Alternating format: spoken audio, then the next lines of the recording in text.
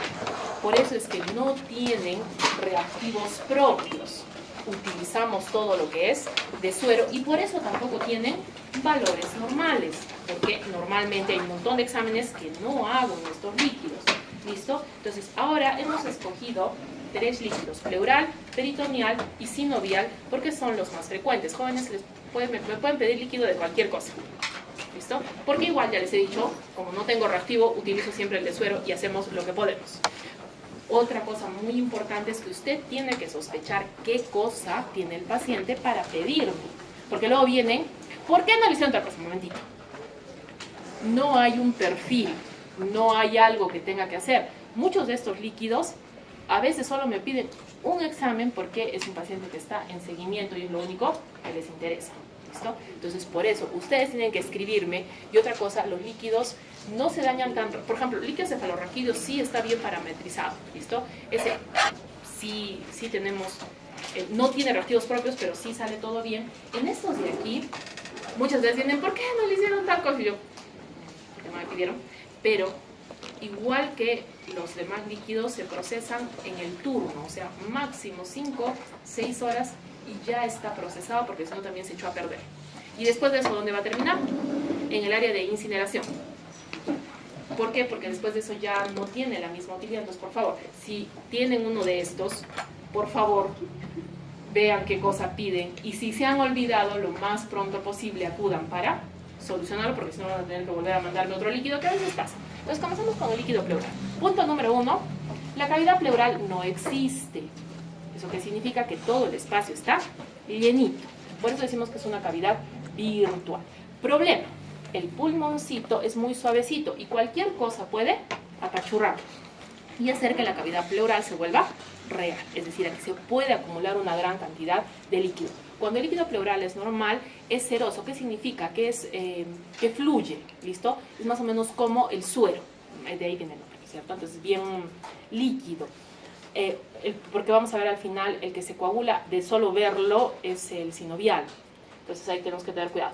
Debe ser transparente amarillento, más o menos al color del plasma, y es muy poquitito. Normalmente esperamos que haya unos 7 mililitros de líquido pleural. Normalmente no me pueden mandar una muestra de líquido pleural, salvo que haya un derrame. Por lo tanto, tenemos que recordar que este espacio entre las dos pleuras no existe, simplemente es el líquido para que las pleuras se puedan desplazar y está en contacto tanto con los vasos sanguíneos como con los vasos linfáticos. El balance de fuerzas es positivo, eso significa que siempre hay una fuerza empujando a el líquido para que siempre haya producción, pero es una fuerza muy chiquitita, es 6 centímetros de agua. Jóvenes, ¿se acuerdan la fuerza que hacía que el líquido cefalorraquídeo salga? Eso es 20 centímetros de agua. 6 es casi nada. Y luego, a este nivel, el contacto con los linfáticos es muy importante y los linfáticos se pueden dañar con mucha facilidad. Cirugías, traumatismos, enfermedades. Entonces, ¿qué pasa? Si es que la presión hidrostática aumenta, el líquido va a aumentar. Si la presión oncótica disminuye, el líquido va a aumentar también, porque la presión oncótica está sacando normalmente el líquido de la pleura. El drenaje linfático está sacando líquido constantemente de la pleura. Por eso cuando se daña, se va a llenar para el otro lado. Y la presión negativa es la presión que nos permite respirar. La presión negativa no es muy fuerte porque está diseñada para absorber aire en una vía que tiene un espacio grande. Entonces la presión negativa es pequeñita y es para que el aire ingrese. Pero por el otro lado va a jalar un poquitito de líquido también, no es una gran cosa respirar, ¿listo? Entonces normalmente no deberíamos tener. Por eso es muy importante clasificar en trasudado y exudado. ¿Cuál es el más frecuente? La insuficiencia cardíaca congestiva es la primera causa de derrame pleural que se presenta por primera vez. O sea, tú ves un derrame pleural y dices, hasta 80% de acuerdo a las series puede ser insuficiencia cardíaca, ¿listo? Es muy importante solamente por el problema hidrostático, pero hay otros problemas como las alteraciones de cuando se obstruye la vena cava y esas cosas. Pero tenemos que tener en cuenta también la siguiente. Cirrosis va a hacer que disminuya la presión oncótica y el líquido pase con más facilidad. Es por eso que es muy frecuente que haya incremento de líquido en la pleura y en el peritoneo, y viceversa, ya sea que la causa sea en el peritoneo, puede repercutir en la pleura o al revés. ¿Listo? Cuando hay cirugía, sobre todo, y traumatismos, puede haber una conexión anormal con otra área. Por ejemplo, en el caso del líquido cefalorraquídeo, suele suceder cuando hay cirugía de columna. Se hace daño, se fistuliza y comienza a llenarse todo en el pulmoncito de líquido cefalorraquídeo. Puede venir del peritoneo, puede venir también del tracto urinario. Entonces, eso es importante porque ahí la producción de líquido es muy alta. Entonces, va a apachurrar al pulmoncito, que créanme, no tiene ninguna resistencia. Es un órgano muy, muy suavecito. ¿Listo? Y el exudado más frecuente es el paraneumónico. ¿Qué quiere decir? Mi paciente tiene neumonía y va a tener salida de líquido pleural. Pero este de aquí se debe resolver solo. ¿Qué es lo que yo necesito identificar? Si es que es un exudado paraneumónico complicado. ¿Qué es un exudado paraneumónico complicado? El empiema. El empiema no se resuelve por sí mismo, el tratamiento es quirúrgico. Por eso tengo que hacer el estudio. Si es que es una neumonía normalita, va a resolverse solo. Si no, tienes que intervenir quirúrgicamente. Luego están las enfermedades reumatológicas que van a generar inflamación y luego también ahí van las neoplasias. ¿Por qué nos preocupan las neoplasias? Por su gran frecuencia. La pancreatitis por irritación la pancreatitis curiosamente con frecuencia da ascitis y por irritación puede también dar derrame pleural. En el caso del hemotórax es que hemos dañado un vasito y muchas veces es traumático durante el procedimiento. Ahorita vamos a ver cómo vas a causar un hemotórax. Kilotórax es cuando se rompió el vaso linfático que tiene gran cantidad de lípidos. ¿Cuál es el lípido que más abunda? Triglicéridos. Por favor, no tengo la capacidad de dosar kilomicrones. Se puede, pero es con una técnica bastante cara y que no tenemos. ¿Listo? ¿Triglicéridos está fácil para dosar o no? Eso sí, ¿no es cierto? Muy bien. Y el pseudoquilotórax es el otro, el que tiene colesterol. Se ve igualito, se ve lechoso, pero es el otro. Muy bien. Y la disminución del drenaje linfático, que puede ser porque están tomados por una neoplasia, por cualquier otra cosa, o porque están... Entonces, cuando se hace la punción, jóvenes, es muy, muy, muy importante. Entonces, ahora les vamos a dejar tarea para su siguiente almuerzo fuera de casa. Es en serio, no es chiste. Cuando se come el chicharrón en la parte de la costilla, como se llame, porque tienen que mirar, porque me he acordado también que ustedes no han visto costillas humanas en vivo y en directo porque eran virtuales. Entonces, ¿qué van a hacer con la costilla? Se van a dar cuenta que la parte superior es gordita y la parte inferior está adelgazada. ¿Por qué? Porque queremos proteger las intercostales. Las intercostales tienen un alto flujo y presión porque son ramas directas de la aorta. ¿Eso qué significa? Que si yo voy con mi agujita y me llevo un intercostal, el sangrado va a ser intenso.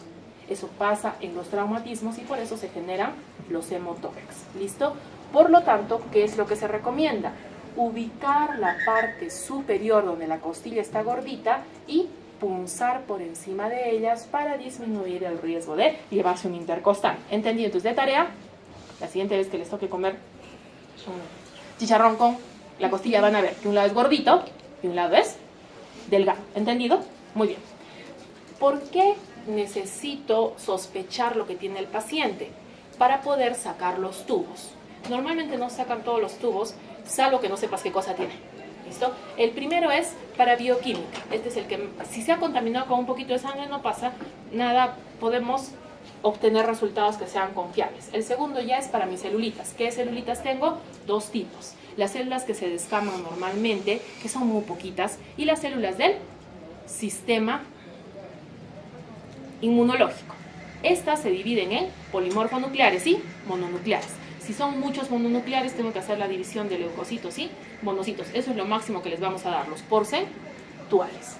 Microbiológico va a ser el tercero, donde ya si es que hay cualquier cosa que estaba contaminando, debe estar libre. Y este de aquí va a ser sobre todo para sospecha de bacterias comunes, bacterias especiales y cultivos. BK necesita un poquito más de volumen. ¿Por qué? El rendimiento es muy bajito, como vamos a ver en un momentito. Y por último, Block Cell. ¿Qué cosa es? es para buscar células neoplásicas. Aquí las células son muy poquitas, no es como líquido cefalorraquídeo que tenía miles de celulitas, no. Aquí son muy poquitas. Y si no mandas por lo menos 100 mililitros, no van a poder ubicar celulitas para neoplasias. Generalmente cuando se realiza el procedimiento, me sacan los tubitos y luego todo lo que salga. 100, 200, 300, 400, 500, pero eso se hace en anatomía patológica. ¿Por qué les digo eso? Porque les dicen, me voy a llevar el líquido para block cell. No puedes porque ya lo hemos procesado, entonces siempre se toma de forma independiente. No es que el tubito vaya pasando por todo lado. Y aquí no es pues que les falte líquido, por favor tengan en cuenta eso, ¿sí? Muy bien. ¿Qué más? ¿Qué le vamos a hacer? Primero lo vamos a evaluar, eso nos va a permitir identificar y sospechar qué cosa está pasando. ¿Por qué? El rato que va saliendo el líquido, ustedes van diciendo, ah ya, como ha salido así, tenemos que pensar en esto, entonces le van aumentando exámenes.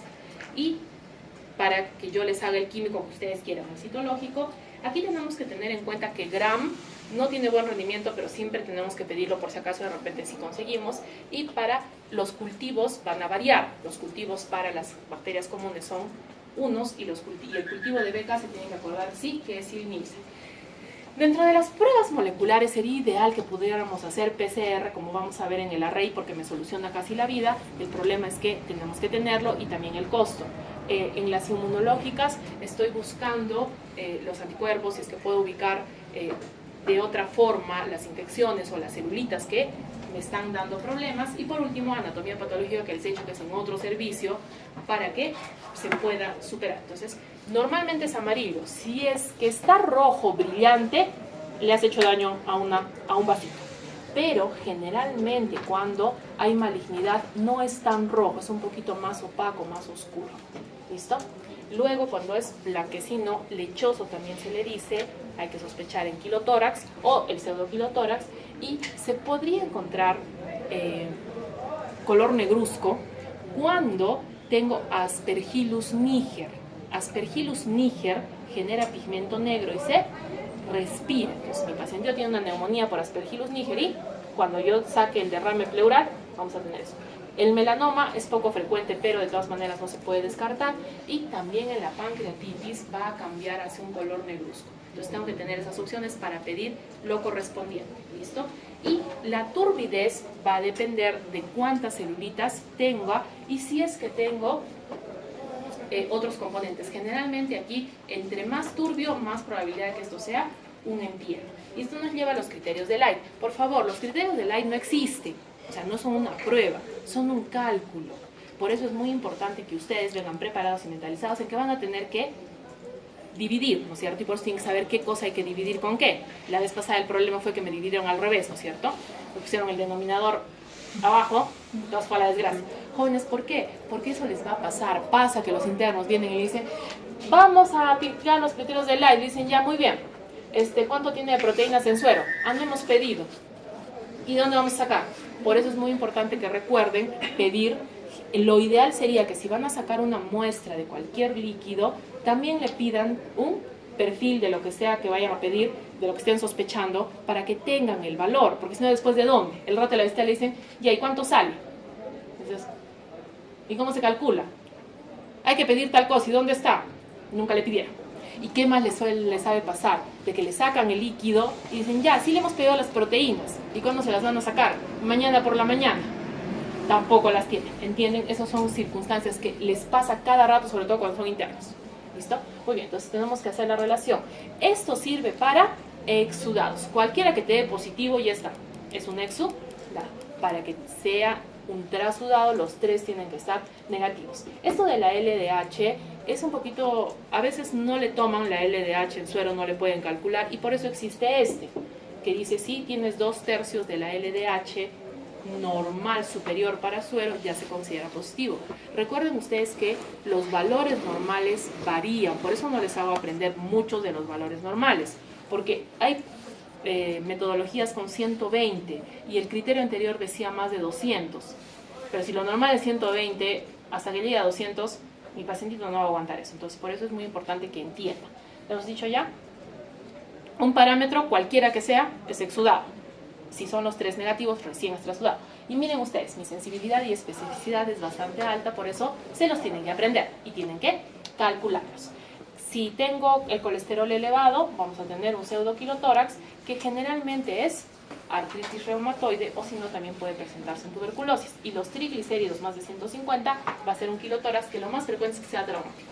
Han hecho cualquier cosa y se han llevado ahí el que drena, y otra opción es que sea un linfoma. La glucosa debería ser como en el suero, pero mi corte es 60 es lo que consideramos ideal. Ahora, cuando ha disminuido entre 30 y 50, tengo que pensar en lupus, neoplasias y tuberculosis. ¿Cuál es la más frecuente? Las neoplasias, de lejos. Cuando lupus tiene serositis, es decir, cualquier derrame, eso está mal, ya está mal. Y tuberculosis hace de todo, o sea que no va a ayudar mucho. Pero lo que es muy importante es cuando baja de 30. ¿Por qué? Porque puede ser el empiema que sea complicado. ¿Y cómo lo corroboro? Con el pH. Si tengo menos de 30 de glucosa y pH menos de 7.2, estoy casi segura de que es un empiema, pero mi diagnóstico diferencial es la artritis reumatoide. Por suerte, la artritis reumatoide tiene mucho menos frecuente que la tuberculosis, pero hay que tenerla en cuenta. ADA es la enzima adenosina desaminasa, que si está elevada me va a hablar de tuberculosis. No siempre sale bien, sobre todo cuando hay contaminación con sangre o cualquier cosa, no va a salir, pero lo tenemos que considerar, sobre todo teniendo en cuenta de que es medio rara esta de la tuberculosis. Entonces, ¿qué celulitas voy a encontrar? Voy a encontrar mayor cantidad de linfocitos y macrófagos. Las células mesoteliales son estas que les digo que se van descamando y son muy poquitas, generalmente menos de 2%, y no debería tener ningún hematía. ¿Listo? Lo ideal es que no tenga hematía. Si es que ha habido cierto trauma, en algunos casos se acepta hacer correcciones, en otros dicen no son válidas los cálculos, los diagnósticos que ha realizado usted. ¿Listo? ¿Y cómo voy a saber entonces si es un hemotórax? Tengo que hacerle hematocrito al líquido pleural y relacionarlo con el hematocrito de la sangre. Si tengo por lo menos la mitad de uno en relación al otro, ya es un hemotórax. Si tengo menos, obviamente han pinchado una arteria, ¿no es cierto? Muy bien. Vale. Estas celulitas de acá generalmente me van a ayudar y orientar. Más de 10.000 vamos a pensar en neumonía. Eso significa derrame para neumónico. También puede estar en pancreatitis y lupus, pero cuando así es un montón, es un empiema. Entonces ya tengo 3 criterios: la glucosa, el pH y la cantidad de células. ¿Por qué? Porque este paciente tiene que tener su cirugía de drenaje. ¿Listo? Cuando los polimorfonucleares están más de 5%, porque se acuerdan que aquí no había, ¿listo? Ahí es donde tengo que sospechar que es una bacteria. Y si tengo más de 85% de linfocitos, la primera causa es tuberculosis. Luego tengo que pensar en los linfomas, y ya las otras son mucho menos frecuentes. Las células mesoteliales, cuando están más aumentadas de lo normal, me descartan la posibilidad de tuberculosis. Entonces, ¿en qué voy a pensar? En una neoplasia. ¿Listo? Es bien fácil que las bacterias en líquido pleural se dañen si es que sobre todo el paciente ha recibido antibióticos, pero no hacemos siempre por si acaso, no es el que nos ayude. En el caso de tuberculosis tengo que recordar que la coloración es Sil-Nielsen, pero si mi paciente ya ha recibido tratamiento, es mejor naranja de acridina, que es fluorescente y tiene la ventaja de que va a ser más fácil de encontrarlos a estos micobacterios y vamos a incrementar la sensibilidad del diagnóstico. En el caso de la nocardia, es una bacteria que es bien rara y a veces es una bacteria filamentosa, no es muy frecuente, pero me puede dar una clínica parecida a tuberculosis. Entonces con Sil-Nielsen sí la puedo ver. Entonces, aunque el Sil-Nielsen, salud, en líquido pleural no sirve mucho para Mycobacterium tuberculosis, por lo menos te permite ver si es que es otra infección. ¿Listo? Y entonces eso vamos a ver. Más o menos logramos un 60% de cultivo, y esto mejora cuando los ponemos en frasquitos de hemocultivo. Los frasquitos de hemocultivo son especiales. El problema aquí son los anaerobios. En el tracto respiratorio hay mucha probabilidad de que haya anaerobios y son bien difíciles de diagnosticar si es que no lo sospechamos. ¿Por qué? Si es que hacemos hemocultivos especiales para anaerobios, sí podríamos ubicarlos, de lo contrario no, porque se van a dar cuenta ustedes cuando estén en el hospital de que muchos de los cultivos son negativos. Entonces, ¿para qué pedimos cultivos? Igual no va a salir nada. No, es que tenemos que tener los medios, tiene que estar la muestra lo mejor posible y el paciente que no haya tomado antibiótico. Comprenderán que no siempre logramos cumplir con todo eso. Esto es lo que les decía de la PCR y el examen molecular. Puedo tener acceso a identificar bacterias, virus y inclusive genes de resistencia a diversos antibióticos dependiendo de lo que me va a dar. ¿Por qué? Por ejemplo, dentro de las bacterias, Clamidia, Legionella y Mycoplasma tienen cultivos muy especiales. Muchas veces ni siquiera están en el laboratorio y por lo tanto no se pueden hacer. Y obviamente para los virus las pruebas también son limitadas. Pero estas pruebas especiales me van a permitir encontrar bacterias que son mucho menos frecuentes y que por lo tanto no se diagnostican, que son más o menos las que causan sobre todo las neumonías atípicas, donde el paciente no responde al tratamiento, no tiene una clínica que nos ayude y entonces por eso esas pruebitas nos van a ayudar. Este GeneXpert ya lo habíamos visto y qué ventajas me permite. No necesito que el Mycobacterium esté completo, solo necesito un trocito de su material genético. O sea, si mi paciente está con tratamiento, igualito me daría positivo. Además me va a dar la resistencia a isoniazid y rifampicina, que son las que con mayor frecuencia van a generar resistencia y además es muy rápido. Problema, es caro porque sí tenemos, pero el costo. Entonces, tenemos que tener en cuenta que el derrame pleural se clasifica de acuerdo a cuánto es que tenemos de líquido. Puede ser uno pequeño, uno mediano y uno grande. Como habíamos dicho, la insuficiencia cardíaca congestiva se lleva el primer puesto siempre, que es este ladito azul. Pero esos son los derrames pequeños y medianos. Ya cuando es un derrame grande, eso está sospechoso. ¿Y qué es lo que notamos? Que la parte de neoplasias va creciendo justo con los derrames. Ergo, si el derrame es grande, ¿qué es lo primero que van a pensar? Neoplasia, ya sea primaria o metastásica, pero neoplasia. ¿Entendido? Muy bien. El cáncer de pulmón está entre los 5 primeros en nuestro país. Listo. Entonces vamos a hacer la diferencia. Cuando tengo una insuficiencia cardíaca, generalmente va a ser bilateral y es ultrasudado. Como corroboro, apréndanse esto de nuevo. Mi péptido natriurético ProB va a estar mayor a 1500. Con estas tres ya tengo un 95% de que eso es una insuficiencia cardíaca congestiva. Como comprenderán, la tuberculosis nos preocupa muchísimo porque en nuestro país es realmente frecuente a diferencia de otros países. Entonces este es solo de un lado, exudado, el ADA me va a ayudar y hemos dicho que son a predominio de linfocitos. Gram no me va a decir nada porque no tiñe, por eso tienen que poner en la sospecha para que podamos hacer Sil-Nielsen. Tienen que recordarse que el cultivo se llama Lowenstein-Jensen y entonces ahí vienen las sensibilidades. Si tú solamente pides Gram, vamos a lograr 10% de diagnóstico. Si es que tú pides con Lowenstein-Jensen, vamos a aumentar a 50%. Ya es GeneXpert, ese sí tiene 100%, sino que ya no lo ponemos porque les hace pasar vergüenza a los demás. Y nos queda enviar a anatomía patológica una biopsia de pleura porque con eso logro 70% de sensibilidad. ¿Por qué es importante esto?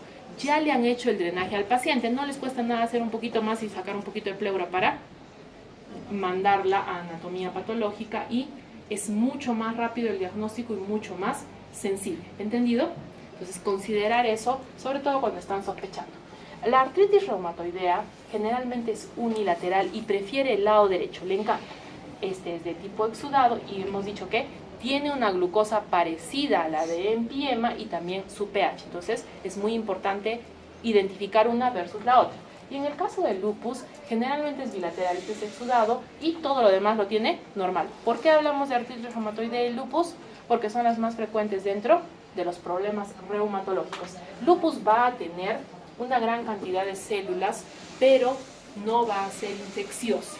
¿Listo? Porque su Gram y su cultivo son negativos. Hasta ahí era líquido. ¿Cuánto me quedó? Ya, muy bien. Vitaminas. Líquido peritoneal es la parte que es normal, siempre se va a producir y realmente se parece muchísimo a los demás, ¿cierto? Es amarillito, transparente, es muy suavecito, es decir, no se coagula con facilidad y la cantidad es muy poquita, ¿listo? Los 20 mililitros que están ahí no son suficientes para que tú extraigas líquido peritoneal. ¿A partir de cuánto puedes extraer? De 50.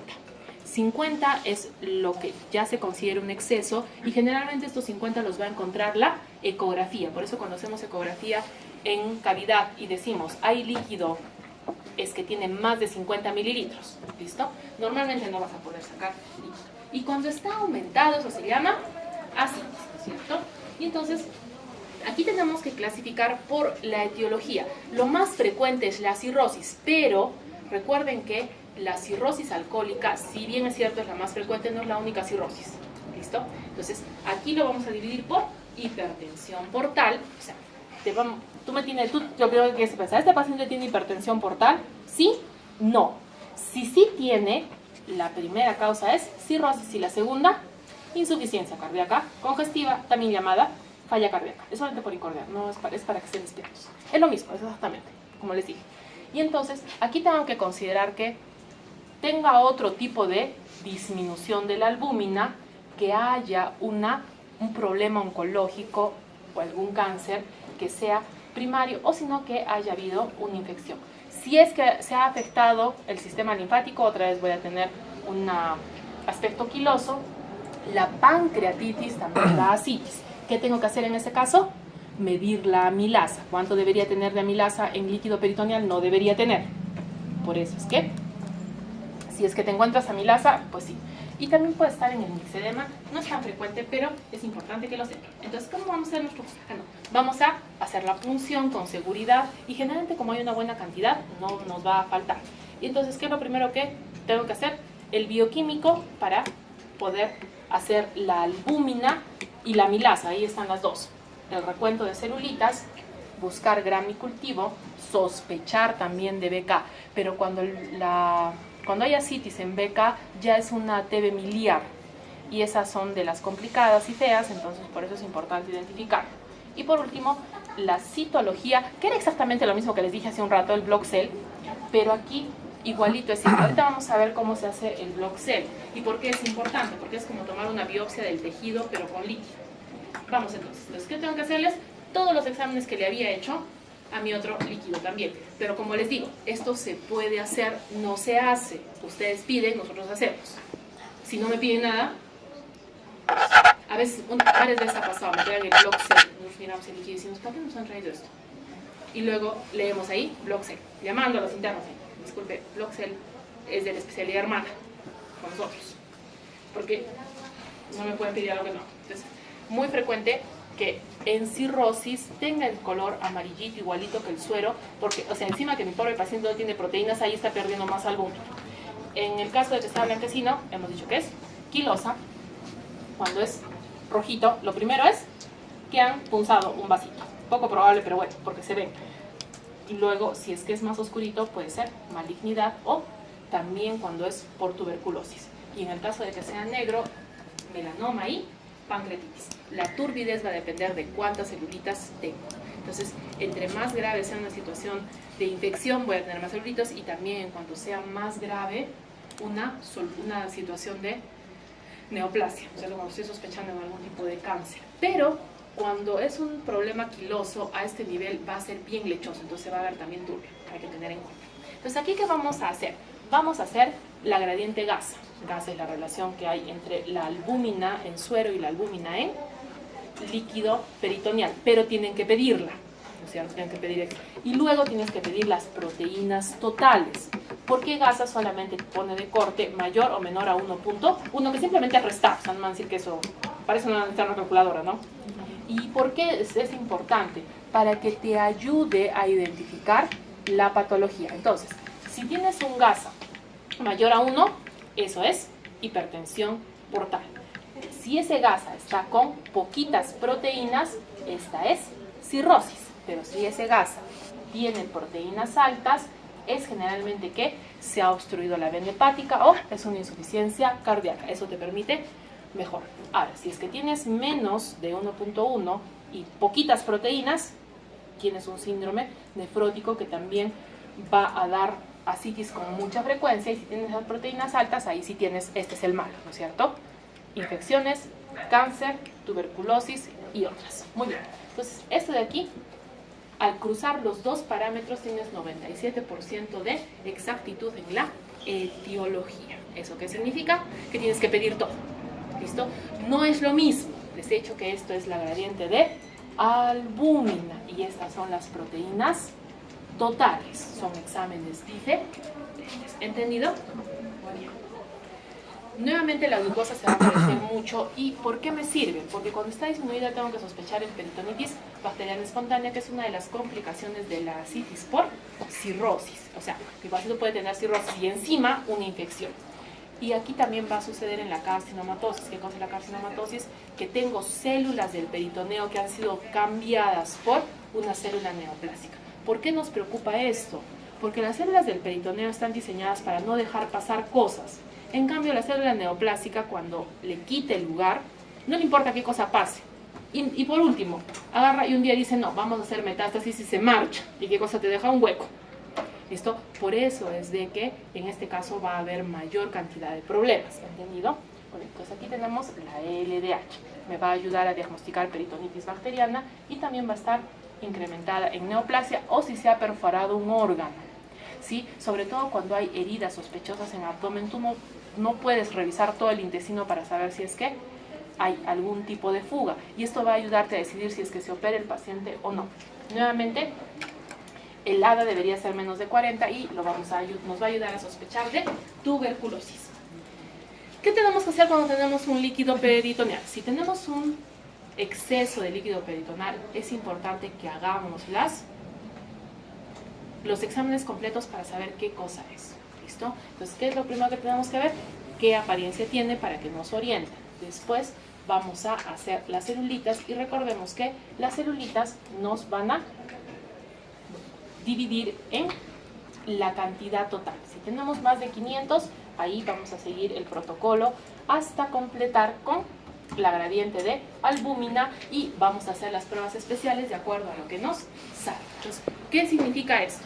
Los derrames deben ser estudiados. Necesitas saber qué ha pasado para poder dar el mejor tratamiento posible. Vamos a hacer el GRAM y solamente va a salir positivo si es que hay un montón de bacterias. La estructura se va a dañar, no es 100% efectivo, pero hay un problema aquí. Normalmente las infecciones bacterianas son solo por una bacteria. En el caso de peritonitis tienes las dos opciones, de que sea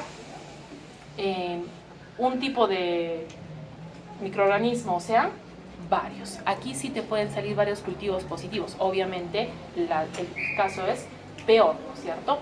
Y el problema es que el GRAM no va a salir bien. Entonces tenemos que pedir sobre todo cultivos, porque los cultivos que van a lograr incrementar la sensibilidad del diagnóstico. ¿Listo? De todas maneras hacemos Sil-Nielsen para buscar Mycobacterium en tuberculosis, pero no nos va tan bien. Mejor nos va con el cultivo, ¿vale? Lo hacemos, pero el problema del cultivo es que tarda mucho. Por eso haces el ADA. Al hacer ADA con Sil-Nielsen tienes más oportunidad de que puedas hacer el diagnóstico.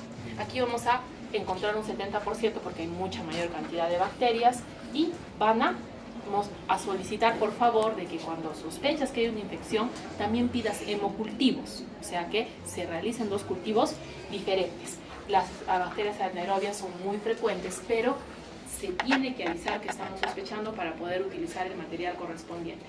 ¿Qué cosa es el cell block? El cell block es como hacer una biopsia del peritoneo. Por eso necesito por lo menos 100 mililitros. Al realizar la centrifugación, todas las celulitas van a ir hacia el fondo y luego las celulitas las voy a trabajar como si fueran una pequeña biopsia. De esta forma voy a poder hacer todos los procedimientos que estamos acostumbrados para el diagnóstico en cáncer, pero como las celulitas están muy dispersas, a veces necesito mayor cantidad de líquido. Por eso cuando hacen drenajes, varias veces van a ver que les mandan toda la botella, ¿cierto? 1 litro o 2 litros para tratar de mejorar la sensibilidad del diagnóstico, porque si bien es cierto, si mandan menos de 100 es bien poco probable que puedan encontrar algo. ¿Entendido? Muy bien. Si es que estoy sospechando en tuberculosis, me iría muy bien utilizar el GenExpert porque funciona excelentemente bien. Entonces vamos a pasar al tercer líquido. ¿Listo? Líquido sinovial. Líquido sinovial, obviamente estoy hablando de articulaciones. Problema, no estoy trabajando la parte rara que es las poliartritis, o sea, cuando tienes más de una articulación afectada, es otro protocolo totalmente distinto. ¿Cuál estoy trabajando yo?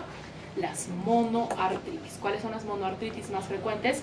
Rodilla y hombro. Es casi seguro que ustedes van a ver punción para extracción de líquido sinovial en rodilla. Aquí hay que tener muchísimo cuidado con que sea un procedimiento completamente estéril. Tú que entras una bacteria a la rodilla y ahí sí que nos arruinamos todos. Y esto es muy, muy importante. Aquí es muy importante tener en cuenta que este líquido es viscoso, no es ceroso como el otro. ¿Por qué? Por su gran contenido de ácido hialurónico para evitar el traumatismo. Este joven se coagula, se tiene que trabajar rápidamente. Entonces, cuando tú lo obtienes, primero vas a tener un tubito que hay que asegurarse que sea completamente estéril para microbiología. El tubito con EDTA es para que no se coagule y puedas hacer el conteo de células y cristales. Cristales aquí es muy importante. Y el último, el tubito verde, tiene heparina. En este de aquí vas a utilizarlo para bioquímica. Varias veces yo he visto que cuando realizan la extracción le colocan la heparina directamente. ¿Listo? Se supone que eso podría molestar algunas celulitas, pero no se molestan tanto. ¿Sí? ¿Por qué? Porque en cuanto vas extrayendo el líquido, a veces, sobre todo cuando es despacio, a veces ya comienza a coagularse. Entonces, por eso este es más fastidiosito. ¿Listo? Entonces, ¿qué tenemos? Que el líquido normalmente son menos de 3 mililitros. Por ahí debe decir. Es bien poquito líquido en la articulación. Va a ser amarillo. ¿Y qué nos interesa aquí? La glucosa va a estar mayor de 90. Siempre voy a tener leucocitos, pero nunca van a pasar de 200. Los polimorfonucleares son menos del 25%. Ahora, ¿qué cosa es el mecánico? El mecánico es el que se ha golpeado mi paciente. Luego tengo el inflamatorio, es decir, que es por culpa de alguien más, no es culpa de otra cosa. Luego tengo el que sí es séptico. ¿Y esto por qué? Por el cultivo. O sea, el que es séptico es porque la bacteria ha ingresado. ¿Cuál es la bacteria que con mayor frecuencia ingresa? Neisseria gonorrhoeae. Y esa le encanta la rodilla. ¿Listo? Generalmente son deportistas, vienen y dicen, me lastima la rodilla y te pones una Neisseria. No se lastima la rodilla, ¿no? Primero fue la Neisseria, luego se hizo sistémica y de ahí se fue a vivir a la rodilla porque le encanta. ¿Listo? Entonces, muy importante. Este de aquí, el mecánico, es transparente y las celulitas van a ir a 2000. Entonces, el incremento sí se nota, sin polimorfonucleares. En el que es inflamatorio es por culpa de los cristales generalmente. ¿Cuáles son los cristales? A la cabeza gota y pseudo gota. Vamos a tener incremento de celulitas, pero ¿quiénes son? Los polimorfonucleares no van a aumentar tanto. Aquí el problema principal son los linfocitos, que no sé si están, pero bueno. Entonces ya, en el caso de que sí sea una infección, ahí sí voy a tener mi cultivo positivo y van a ser los polimorfonucleares. ¿Listo? Los casos hemorrágicos es obviamente de que va a estar rojizo, pero no son muy frecuentes, ¿sí? Y esos generalmente van a ser por enfermedades raras. A la cabeza, la hemofilia. Muy bien, entonces, ¿qué tengo que analizar? En primer lugar, si es que mi pacientito tiene antecedentes de haber tenido cristales. Entonces tú dices, si es que es un caso de hemorragia, vamos a tener que contar si es que hay sangre. Si es que no hay sangre, voy a contar mis células blancas. El detalle es que cuando hay sangre, ahí sí se pierde totalmente la relación y no se va a poder lograr hacer muy bien. Entonces, si tiene sangre, obviamente la primera causa es traumática y luego están las hemofilias. En este caso, si es que no tengo incremento de celulitas, voy a pensar en trauma también. Y si es que sí tengo incremento de celulitas, vamos a pasar a nuestro siguiente. Entonces aquí, mis celulitas están incrementadas, por lo tanto tengo que buscar cristales. Si es que no tengo cristales, pues le echo la culpa a la infección. Y si tengo cristales, tengo que hacer la diferenciación entre urato monosódico, que es gota, y el caso del fosfato, que es pseudo gota. ¿Y qué me van a decir? Depende. El dihidrato de pirofosfato es como una crucecita. ¿Cómo se llama eso? Doble birefringencia, es decir, tiene como si fuera un palito de un lado y del otro. Luego está el urato monosódico, son cristales lineales que dicen tipo aguja, y este de aquí es doblemente negativo a la birrefringencia, o sea, es lo opuesto de el otro. ¿Cuál es el problema de estas agujas? Que muchas veces te las van a reportar dentro de los linfocitos. Eso significa que la situación está más delicada. Y por último, si es que tenemos un derrame blanquecino, podemos encontrar cristales de colesterol que nos están hablando de un derrame que es de mucho más tiempo. ¿Entendido? Creo que sí terminamos.